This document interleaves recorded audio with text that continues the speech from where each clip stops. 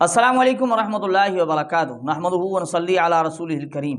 سامعین و ناظرین، آپ کو پتہ ہے کہ ہمارے دوست جو غیر مقلدین ہیں وہ تبلیغی جماعت کو قطعاً یعنی انہیں قبول نہیں کرتے۔ وہ کہتے ہیں کہ کسی صورت میں یہ تبلیغی جماعت درست کام نہیں کر رہی۔ کیوں بھائی؟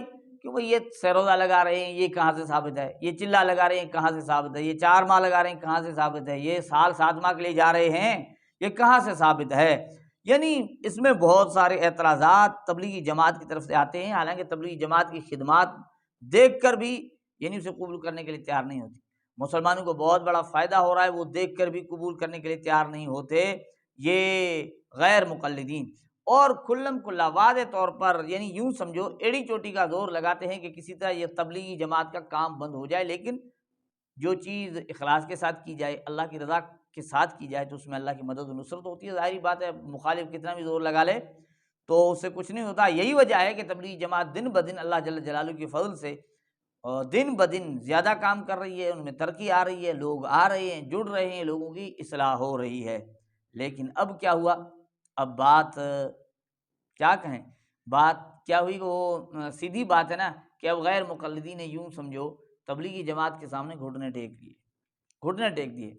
وہ کیسے کہ بھئی ایک پمفلٹ آیا ہے۔ اس سے پہلے میں وضاحت کر دوں کہ ایک اور ویڈیو میں نے سنی تھی اس کی انجینئر علی مرزا کی، وہ بھی اس چیز کے متعلق کہہ رہے تھے۔ اس میں یہ کہہ رہے تھے کہ بھئی دیکھیں، یہ جو تبلیغی کام ہے، یعنی چاہے وہ دیوبندیوں کی طرف سے ہو، بریلویوں کی طرف سے ہو، غیر مقلدین کی طرف سے، ان کے جو بانی ہیں وہ تینوں الیاس نام کے ہیں۔ یہ ایک ویڈیو تھی، مجھے ذہن میں نہیں ہے کہاں کی، وہ کہہ رہے تھے کہ وہ ہیں دیوبندی کے الیاس کاندلوی، اور بریلویوں کے الیاس اتاری قادری، اور ان کے ہیں الیاس عصری۔ تو وہ تو بات سنی تھی۔ اب ایک پمفلٹ آیا، اس پر ایک انڈیا کے یعنی ایک چینل پر بھی یہ بات آئی ہے۔ اس پمفلٹ میں غیر مقلدین کی طرف سے پمفلٹ ہے، اس میں غیر مقلدین علماء کے نام بھی ہیں۔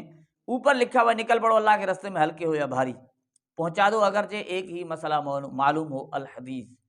اور اس میں نام بھی لکھے ہوئے ہیں، حافظ یحییٰ عزیزی محمدی، اور علامہ احسان اللہ ظہیر کا نام لکھا، عبداللہ بہاولپوری کا لکھا، ارشاد الحق عصری کا نام لکھا، حافظ مسعود عالم کا، حافظ اور قاری صہیب میر محمدی کا، یوسف پسولوری کا، سبطین شاہ نقوی کا، عبدالرزاق ساجد کا، اس طرح کے اور بھی نام اس میں ہیں۔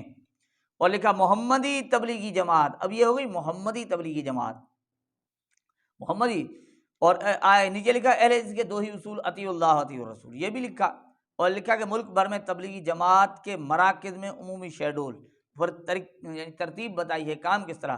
ہر جمعرات تبلیغی اجتماع، مغرب تا عشاء، اور ضیافت کا خصوصی اہتمام، ہر جمعۃ المبارک جماعت، اور کا عصر تا مغرب۔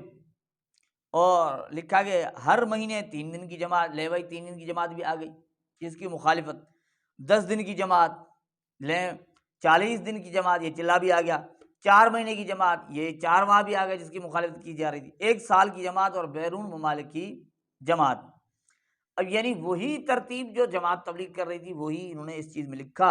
آگے لکھا کہ دیگر روزانہ، ہفتہ روزہ، 15 روزہ تبلیغی پروگرام کس کی طرف سے؟ الداعی الخیر تبلیغی مراکز محمدی تبلیغی جماعت کی۔ کہاں سے؟ کراچی، پشاور، گوجرانوالا، شیخوپورہ، ساہیوال، لاہور، اوکاڑا، بہت سارے یعنی شہروں کے انہوں نے نام لکھے ہیں۔